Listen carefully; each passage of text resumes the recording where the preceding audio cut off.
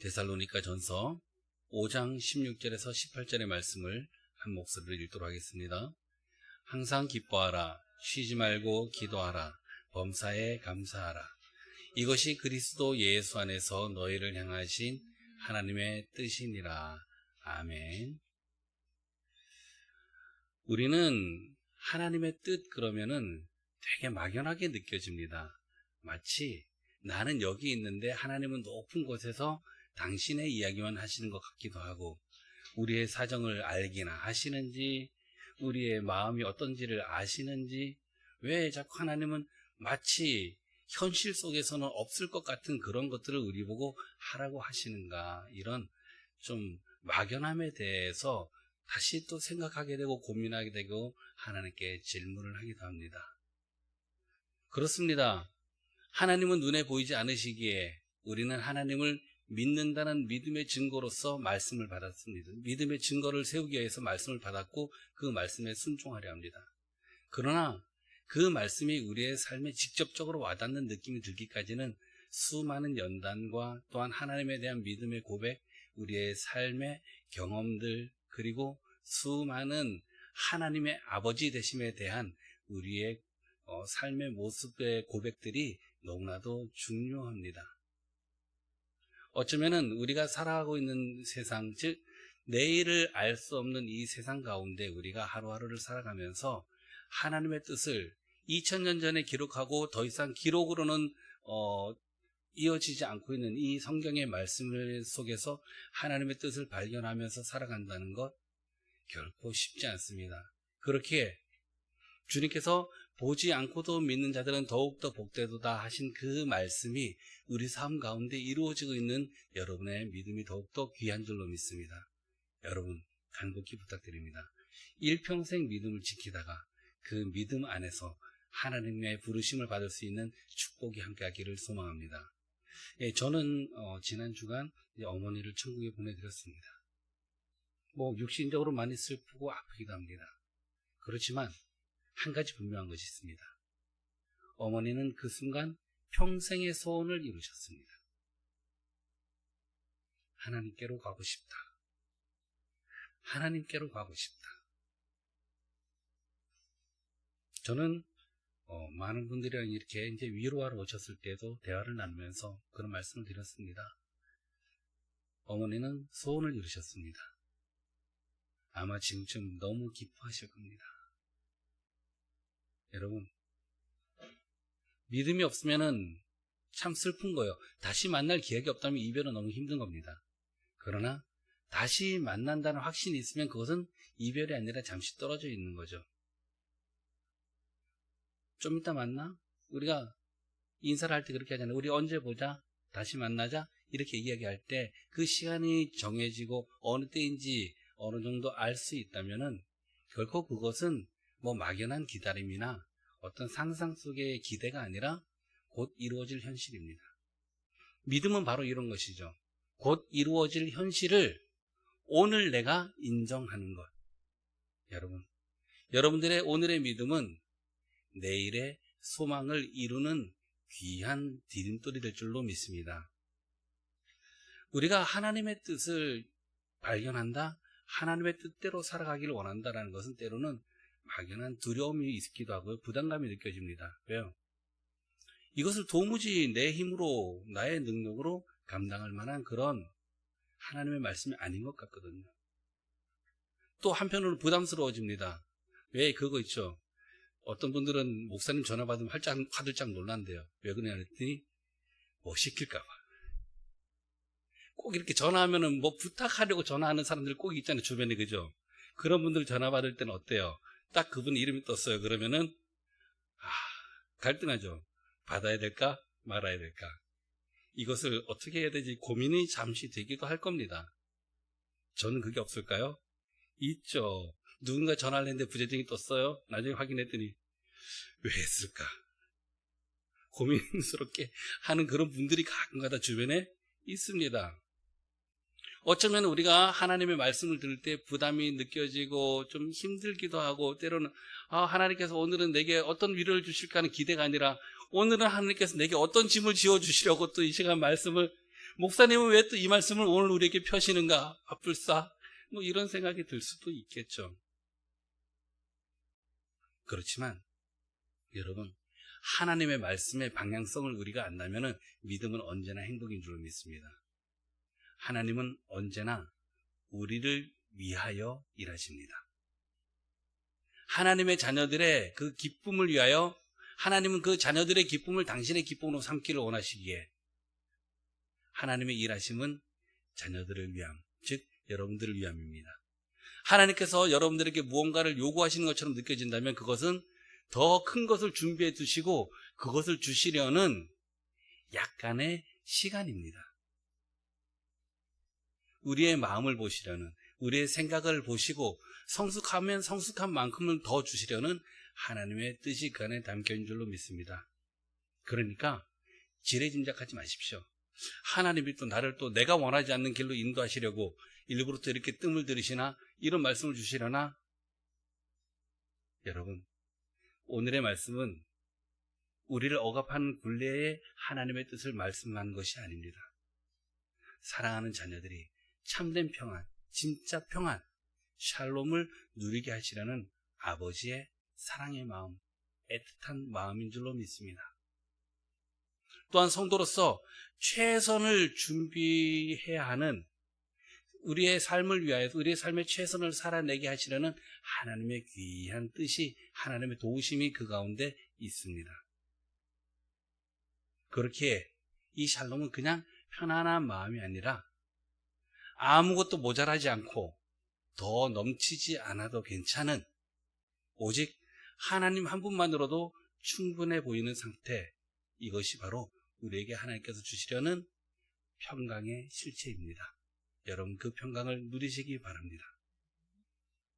믿음의 자리에서 멀어지면 세상은 한없이 커 보이고 우리는 더없이 작게만 느껴집니다. 하지만 믿음의 자리로 가까이 다가갈수록 우리의 시선은 하나님께 집중됩니다. 그리고 비로소 진정한 기쁨과 우리의 호흡에 대한 감사를 회복하게 되죠. 오늘 본문의 말씀을 거울 삼아서 우리는 우리 내면에 있는 나에게, 진짜 나에게 세 가지 질문을 던져보려고 합니다. 첫 번째 질문입니다. 함께 읽어볼까요? 지금 무엇을 보려 합니까? 지금 무엇을 보려고 하는가? 우리는 아침에 눈을 뜨는 순간부터 무언가를 보기 시작합니다. 어떤 사람은 통장의 잔고를 봅니다. 어떤 사람은 SNS를 열어보면서 사람들의 평가, 내가 어제 올린 글에 대해서 어떻게 나를 또 이렇게 나에게 좋은 말을 남기는가, 아니면은 여러 다양한 기대를 하죠. 결정되지 않은 불확실한 미래의 시간에 다가왔다는 것, 내가 생각했던 그 시간이 내게 다가왔다는 것에 대해서 기대보다는 평가받으려고 한 것 같습니다. 여러분, 불확실한 미래의 파도는 우리를 언제 무너뜨릴지 모른다라는 그런 두려움과 불안으로 우리를 가둬버립니다. 세상이 크게 보이면요, 믿음의 시야가 좁아집니다. 이 세상의 크기에 압도되어서 금세 두려움에 사로잡히게 되고요. 불안한 현실 속에서 우리는 자꾸만 내가 통제할 수 있는 것, 나를 안심시켜 줄 만한 세상의 조건들을 먼저 보려고 애를 씁니다. 그래서 괜찮은 척하죠. 누군가 내가 쓴 글을 볼 거라는 것, 누군가 내가 만든 것을 보고 그것에 대해서 평가를 할 것이라는 것을 알고 나는 꽤 괜찮은 사람으로 포장하려고 합니다. 나는 꽤 나이스한 사람이야 라고 그렇게 사람들이 봐주기를 원하는 거죠. 내가 진짜 내가 아님에도 불구하고 우리는 그런 것들에게 만족하려고 합니다. 그런 것들로 기쁨을 찾습니다. 그런데 하나님께서는 우리에게 그런 기쁨 말고 진짜 기쁨을 가르쳐 주려 하십니다. 바로 항상 기뻐하라는 것이죠. 이 하나님께서 주시는 기쁨은 내 삶의 조건이 맞아서 내가 기대한 것이 그렇게 만족되고 충족되어서 터져나오는 감탄의 감정이 아닙니다. 우리 스바냐 3장 17절 말씀 읽어보실까요? 그가 너로 말미암아 기쁨을 이기지 못하시며 너를 잠잠히 사랑하시며. 아멘. 항상 기뻐할 수 있는 근거는 나를 바라보시면서 기쁨을 감추지 못하시는 아버지의 따뜻한 시선이 우리를 향해 있기 때문입니다.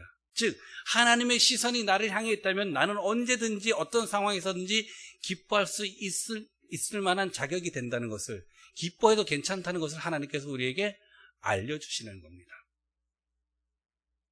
우리들의 눈앞에는 늘 갈등이 있습니다. 그리고 어떤 것을 결정해야 할까 하는 그런 갈등의 길이 있습니다. 신앙의 눈으로 본다면 세상이 쌓아 올린 수많은 문제라는 벽들과 하나님께서 우리의 믿음의 눈으로 보면 볼 수 있는 열어두신 문입니다. 그 축복의 문 말입니다. 그런데 우리는 어느 곳을 더 보려고 할까요? 어느 쪽을 더 오래 바라보고 있을까요? 우리가 보아야 할 것은 하나님께서 가르쳐주신 정답입니다. 문제에 가려져 보이지 않는 열려있는 문이 우리가 보아야 할 것입니다. 믿음의 눈으로 보아야 하는데 참 그게 쉽지가 않네요. 믿음이 없는 사람들은 아침에 일어나면서 잠자리에 들기까지 세상의 어두운 뉴스와 걱정거리에 시선을 빼앗기고 마음을 빼앗기고 두려워합니다. 우리도 그렇습니다. 하지만 믿음이 있다면 믿음의 눈을 떠서 이제 그 시선을 하나님께로 돌릴 수 있기를 소망합니다. 그리고 오늘도 하나님께서 사랑으로 나와 함께 하신다라는 그 변함없는 사실을 다짐하고 묵상할 수 있기를 소망합니다. 여러분, 기쁨은 만드는 것이 아니에요. 이미 나를 기뻐하시는 분을 발견하는 겁니다. 즉 우리 안의 기쁨은 내가 만들어내서 기뻐할 거야, 항상 기뻐할 거야, 해보세요 되는가? 안 되죠.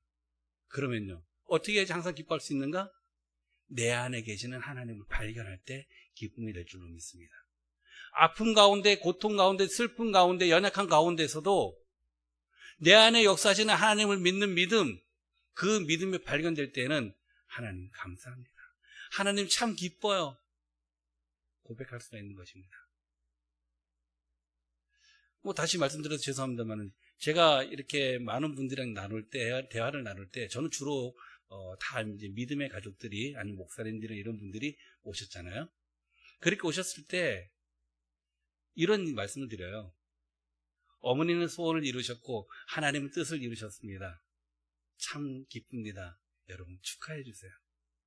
정말 가족들의 슬픔은 위로가 필요하지만 가신 분들을 위해서 또 믿음의 소망을 가진 분들에게는 축하받을 일이니까요.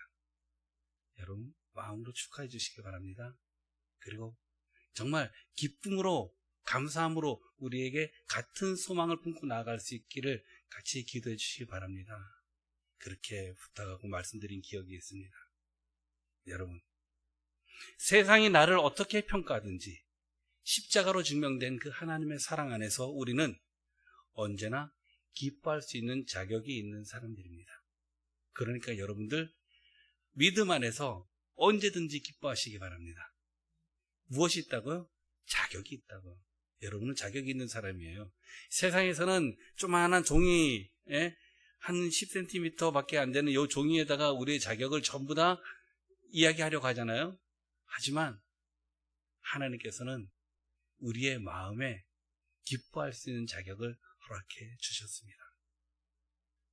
두 번째 질문입니다. 무엇을 보아야 합니까? 같이 해볼까요? 시작. 무엇을 보아야 합니까? 세상의 파도 대신 하나님을 바라보기로 결정했다면 이제 우리는 일상 속에서 나와 교제하기를 원하시는 그분의 다가오심을 보아야 합니다. 하나님의 다가오심, 성령의 다가오심, 예수 그리스도의 십자가와 가까이 하려는 그런 모습이 우리의 삶 가운데 있어야 하는 것이죠. 본문은 쉬지 말고 기도하라라고 권면하고 있습니다. 기도가 버텨내야 하는 그런 의무라면은,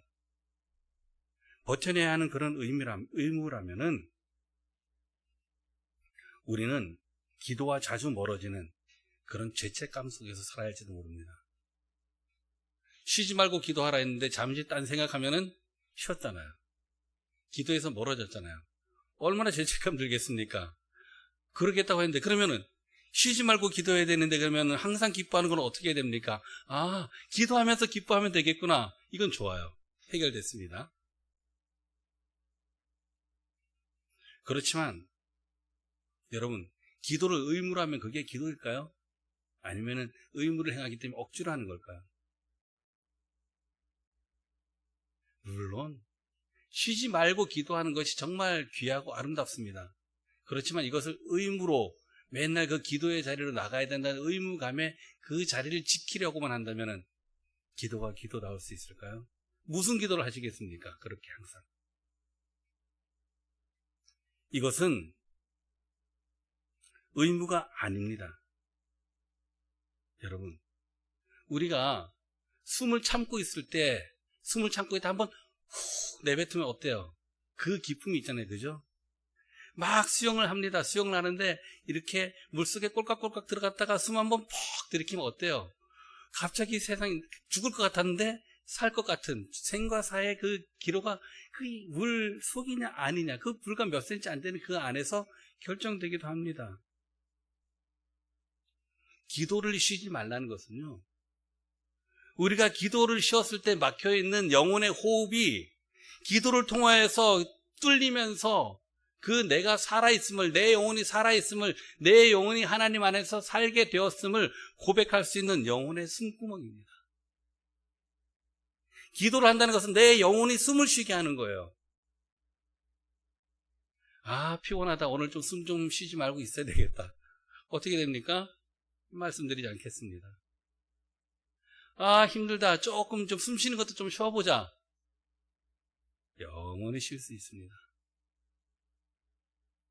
참 그래요. 우리가 성공한 분들, 아니면 열심히 살면서 좀 이제 높은 자리까지 우리가 인정할 만한 그런 분들의 하신 얘기를 들어보면요, 대부분 다 하시는 말씀들이 잠을 최소한으로 이렇게 잤다라는 얘기들 많이 하십니다. 그 자기 자는 시간이 아까워서 일을 했다는 거죠.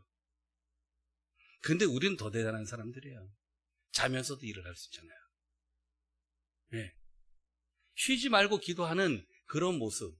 우리는 아마 우리의 믿음은, 우리 안에 있는 영혼은 믿음 가운데서 자면서도 기도를 하는 줄로 믿습니다. 여러분, 이 기도는 영혼의 숨구멍이라는 것을 기억하시고, 정말 내 영혼이 살기 위한, 내 영혼이 하나님과 닿아 있음을 확인하는 그런 기도의 성도로 살아가시기 바랍니다. 시편 62편 8절 말씀입니다. 읽어보겠습니다. 네, 지금 안 넘어가네요. 네, 시작. 백성들아, 시시로 그를 의지하고 그의 앞에 마음을 토하라. 하나님은 우리의 피난처시로다. 기도는 억지로 짜내는 노동이 아닙니다. 언제든지 곁에 다가와서 귀를 기울이시는 아버지께 마음을 쏟아내는 편안한 대화입니다. 때로는 우리의 믿음이 연약해져서 하나님을 잊고 분주하게 살아갈 때조차도 하나님은 단 한순간도 우리에게서 눈을 떼지 않으시고 함께 하시는 줄로 믿습니다. 오늘도 겨우 버텼다고 느껴지는 그 자리에 하나님은 이미 와 계십니다. 관계가 무너진 그 자리에도 아무도 모르게 울었던 그 밤에도, 억지로 출근하면서 웃었던 그 아침에도, 고단한 직장의 한 구석에서, 혹은 늦은 밤에 홀로 앉아 적막한 거실에서 그렇게 슬퍼할 때에도 먼저 하나님을 느끼시기 바랍니다. 여러분, 근사하거나 거창한 문장이 아니어도 괜찮습니다. 하나님, 나 지금 참 힘들어요. 하나님, 저 아파요. 그렇지만 하나님께서 동행하시고 하나님께서 함께 해주시니 오늘도 일어날 수 있습니다. 다시 시작할 수 있습니다. 하나님, 감사합니다. 이렇게 내쉬는 짧은 한숨과 같은 탄식과 속삭임이 우리를 하나님과 연결하는 생명의 호흡이 됩니다. 내 곁을 걷고 계시는 주님을 의식하는 것, 그것이 바로 쉬지 않는 기도의 사람으로 살아가는 것입니다. 하나님을 바라보십시오. 하나님은 완성된 문장의 그 찬란한 그 언변의 기도를 기다리는 것이 아닙니다. 첫 마디가 시작되는 순간 하나님은 이미 응답하시려고 준비하십니다. 그 하나님 안에서 기도를 하는 것이 안 하는 것보다 훨씬 더 행복하기에 나는 항상 쉬지 않고 기도할 수 있습니다라는 고백을 할 수 있기를 주님의 이름으로 소망합니다. 이제 세 번째 질문입니다. 함께 읽어보겠습니다. 무엇을 놓치고 있습니까? 지금 우리는 여러분 각자 한 사람은 자신의 삶에서 무엇을 놓치고 있을까요? 우리의 일상을 들여다보면 부어진 은혜가 참 많습니다. 하지만 우리는 종종 내 뜻대로 되지 않는 한 가지, 내게 없는 그 하나의 마음을 빼앗겨서 곁에 있는 좋은 99가지의 은혜를 놓치며 살아가고 있는지도 모르겠습니다. 결핍에 집중하면 불평이 자라납니다.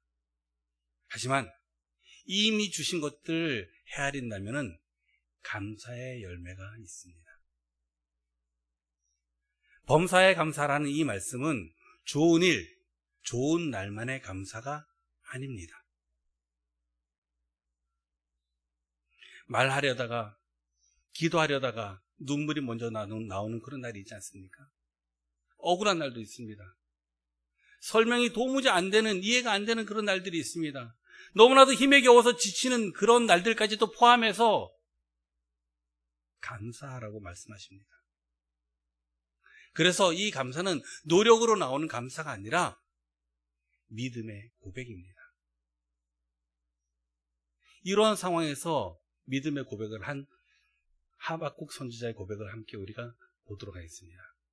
비록 무화과 나무가 무성하지 못하고 포도나무에 열매가 없으며 외양간에 소가 없을지라도 나는 여호와로 말미암아 즐거워하며 나의 구원의 하나님으로 말미암아 기뻐하리로다. 아멘. 환경이나 상황에 무너지지 않는 성숙한 믿음의 기도입니다. 성숙한 감사입니다. 여러분, 감사하지 못하다는 것은 의지의 문제가 아니에요. 내 입술에 감사가 별로 없어요라는 것은 환경의 문제도 아닙니다. 시선의 문제입니다. 나는 아무리 생각해봐도 감사할 만한 것이 별로 생각나지 않습니다. 이렇게 말씀하시는 분 가끔가다 봅니다. 그러면 이것을 기억하십시오. 지금 내가 숨을 쉬고 있다는 것. 여러분들은 지금 하나님께 예배를 드리고 있다는 것. 내가 누군가를 위해서 기도할 수 있다는 것. 누군가에게 나의 작은 손을 내밀어 줄 수 있다는 것. 누군가 나를 위해 기도해주고 나를 격려해 줄 만한 사람이 있다는 것. 이것만으로도 우리는 충분히 기뻐할 수가 있습니다. 저는 우리 안에 있는 예수 그리스도의 생명이 우리 모두에게 참된 기쁨으로 언제나 고백되기를 소망합니다. 목회자가 뭐 크게 바라는 게 뭐가 있겠습니까? 그저 우리 성도들이 믿음 안에서 믿음이 잘 자라고 그 가운데서 하나님께서 기뻐하실 만한 믿음의 열매들을 올려드리는 삶이 되기를 바라죠. 여러분, 우리가 함께 믿음으로 나아간다는 것은 하나님께서 우리에게 주시는 그 은혜가 내 삶에서 녹아들었다는 것을 고백하는 것입니다. 믿음은 속에 감추어져 있는 것이 아니라 고백을 통해서 삶을 통해서 나타나고 그것은 충분히 감사할 만한 이유가 되는 줄로 믿습니다. 당장 눈앞에 현실이 막막하고 이해가 되지 않을 때라도 우리를 향한 큰 그림의 구원의 큰 그림을 완성해 나가시는 하나님과 그분의 섭리를 기대하시기 바랍니다. 신뢰하시기 바랍니다. 여러분, 오늘 밤에 잠자리에 들기 전에 마음을 무겁게 하는 염려들은 잠시 내려놓으십시오. 그리고 아주 작고 당연해 보이던 그런 일상 속에서 하나님께서 베푸신 은혜의 흔적들을 조용히 생각해 보시기 바랍니다. 그렇게 우리가 감사를 회복할 때에 메말랐던 우리의 삶 속에는 은혜의 단비를 맞아 촉촉한 샬롬으로 채워질 것입니다. 하나님의 뜻은 우리를 괴롭히려는 우리를 고단하게 하고 피곤하게 하는 명령이 아닙니다. 하나님 안에서 참된 샬롬을 누리게 하는 사랑의 초대입니다. 말씀을 마무리합니다. 사랑하는 성도 여러분, 하나님의 뜻은 명령이 아니라고 말씀드렸죠. 초대장입니다. 그것도 세상에서 가장 따뜻한 손으로, 아니 이 세상에서 그 누가 준다 하더라도 그만큼 따뜻할 수 없는, 그만큼 귀할 수 없는 사랑을 담아 건네신 초대장입니다. 오늘 우리가 읽은 이 데살로니가의 말씀은 평안한 시대에, 정말 안전한 시대에 주어진 말씀이 아닙니다. 환난과 핍박 속에서 성도들이 언제 위험을 당하게 될지도 모르는 고난 가운데에서 함께 고난을 받는, 함께 고난 가운데 거하는 복음 전도자 사도 바울이 전한 말씀이에요. 그들에게, 그 성도들에게 기쁨과 기도와 감사를 말씀하고 있습니다. 현실을 부정하고 이상을 꿈꾸라는 희망 고문이 아닙니다.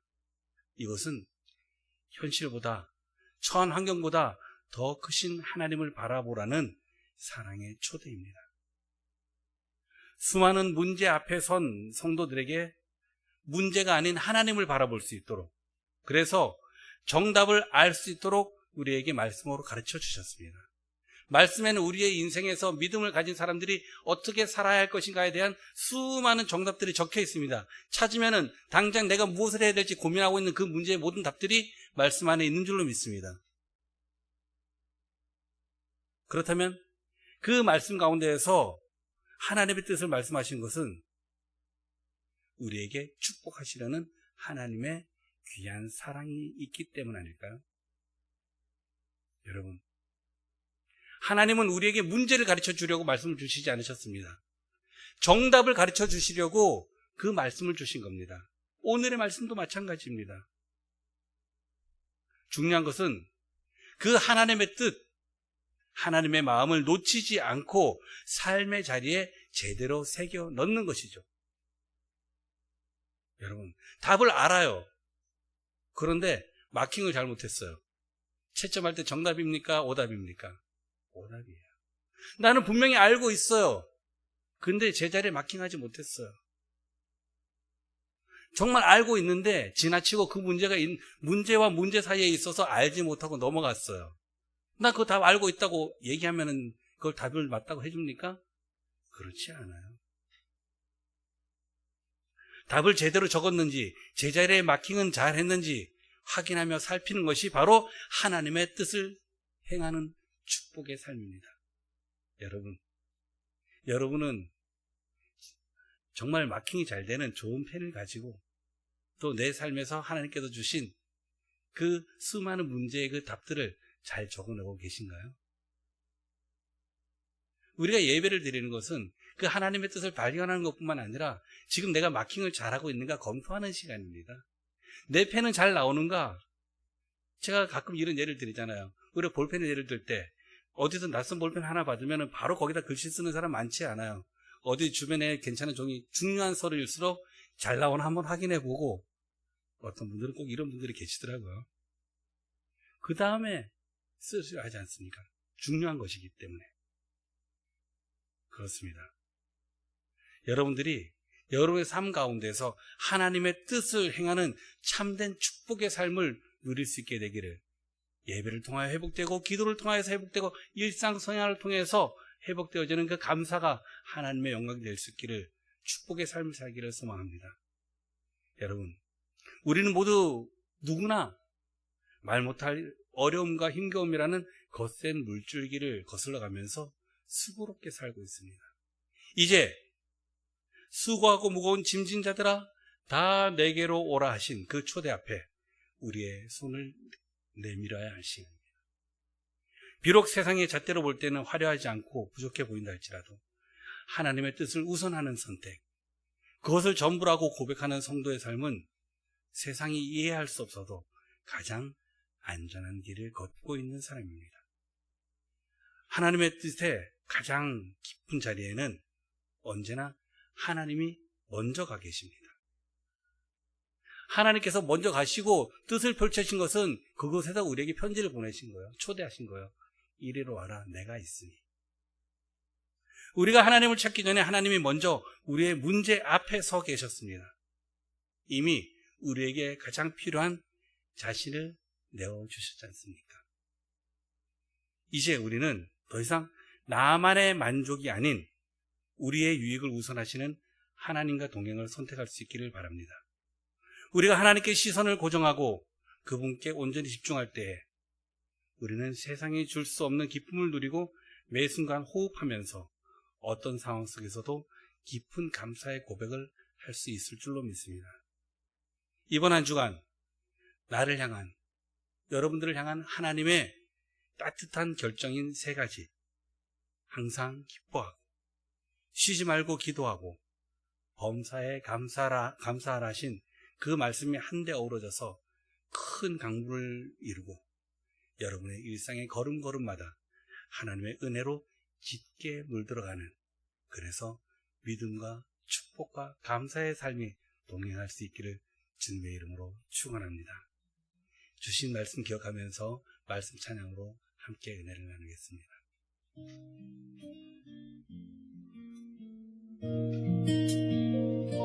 세상은 내게 말하죠. 더 가져야 행복할 거라고. 걱정의 파도 속에서 나는 점점 작아집니다. 하지만 주님 말씀하시죠. 너는 내 기쁨이라. 십자가로 보여주신 아름다운 그 사랑, 나를 향한 사랑의 초대, 지친 나를 부르시네. 항상 기뻐하라시며 따뜻하게 안아주시고, 쉬지 말고 기도하라. 작은 한숨도 들으시네. 범사에 감사도록 오늘도 동행하시는 주님. 억지로 웃던 아침에도, 몰래 울던 밤에도, 고단한 삶의 한가운데 주님은 함께 계셨죠. 하나님 참 힘들어요. 그 짧은 고백에도 나를 먼저 찾아오신 주님이 위로하시죠. 나를 향한 사랑의 초대, 지친 나를 부르시네. 항상 기뻐하라시며 따뜻하게 안아주시고, 쉬지 말고 기도하라. 작은 한숨도 들으시네. 범사에 감사도록 오늘도 동행하시는 주님. 주님과 나는 멍에 무거운 짐 벗기시네. 주님과 동행하는 행복한 샬롬의 길, 항상 기뻐하고 쉬지 않고 기도하며 모든 일에 감사함으로 살아갑니다. 내 삶의 이유 되신 하나님, 보내주신 사랑의 초대장, 내 영혼에 만족됩니다. 말씀을 기억하면서 함께 기도하시겠습니다. 하나님의 은혜를 감사합니다. 사랑의 초대, 불러주신